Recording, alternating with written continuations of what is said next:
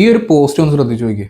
ഇതിപ്പോൾ എഴുതിയിരിക്കുന്നത് രാജീവ് തൽറേജ ആണ്. അതായത് ഇന്ത്യയിലെ one of the best business coach ആയിട്ടുള്ള രാജീവ് തൽറേജ.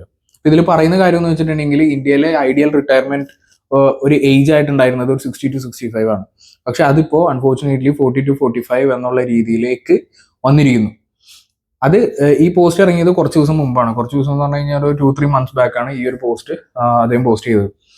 പക്ഷെ ഇപ്പോഴത്തെ സിറ്റുവേഷൻ എന്താണെന്ന് വെച്ച് കഴിഞ്ഞിട്ടുണ്ടെങ്കിൽ ഈ നമ്പർ ഇതിൽ കൂടുതൽ താഴോട്ട് വരാനുള്ള ചാൻസ് ആണ്. കാരണം ഈ AI ടൂൾസിനുള്ള ഡിഫറെന്റ് കേപ്പബിലിറ്റീസ് ഇങ്ങനെ കൂടി വരുന്ന കാരണം, ഇപ്പോൾ നാനോ ബനാന അതേപോലത്തെ ഡിഫറെന്റ് ഫീച്ചേഴ്സും AI ടൂൾസും AI മോഡൽസും എല്ലാം വന്നിരിക്കുന്ന കാരണം എന്താ പറയാ, ഈ ഒരു നമ്പർ ഒരു ലേറ്റ് 30s അങ്ങനെയുള്ള രീതിയിലേക്കൊക്കെ വരാനുള്ള ചാൻസ് ആണ്. അപ്പൊ ഈ വീഡിയോയിൽ പറയുന്ന വളരെ ഇമ്പോർട്ടന്റ് ആയിട്ടുള്ള മറ്റൊരു കാര്യം എന്ന് വെച്ചിട്ടുണ്ടെങ്കിൽ പേറോൾ കൊളസ്ട്രോൾ.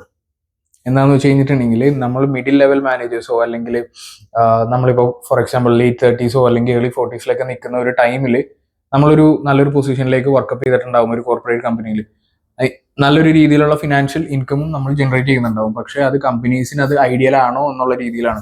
അപ്പോൾ ഫിനാൻഷ്യൽ മേഖലയിലുള്ളവരൊക്കെ ഈ ഒരു വാക്ക് യൂസ് ചെയ്തിട്ടാണ് പറയുന്നത്. കാരണം അൺവാണ്ടഡ്ലി എന്തിനാണ് ഒരുപാട് സാലറി കൊടുക്കുന്നത്? ഇപ്പോൾ ഒരു AI ടൂളിന് ഇപ്പോൾ ഇദ്ദേഹം ചെയ്യുന്ന ജോലി പ്രോപ്പറായിട്ട് ചെയ്യാൻ പറ്റുമെന്നുണ്ടെങ്കിൽ, AI ടൂൾസ് തന്നെ അല്ല, ഇപ്പോൾ ഒരു സെറ്റ് ഓഫ് ജൂനിയേഴ്സ് ഉണ്ടെങ്കിൽ തന്നെ അവരെ വെച്ചിട്ട് എങ്ങനെ ഇതിലേലും കോസ്റ്റ് കട്ട് ചെയ്തിട്ടുള്ള രീതിയിൽ സെയിം ടാസ്കുകൾ കംപ്ലീറ്റ് ചെയ്യാൻ പറ്റും.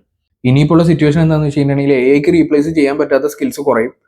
റീപ്ലേസബിൾ ആയിട്ടുള്ള സ്കിൽസ് ആണ് നമ്മുടെ കയ്യിലൊക്കെ ബാക്കിയായിട്ട് നിലനിൽക്കുള്ളൂ. അപ്പോൾ കറക്റ്റ് ആയിട്ടുള്ള ഓപ്പർച്യൂണിറ്റീസ് കണ്ടുപിടിക്കുക, പിവറ്റ് ചെയ്യുക എന്നുള്ളതല്ലാതെ വേറെ നിവൃത്തിയൊന്നുമില്ല.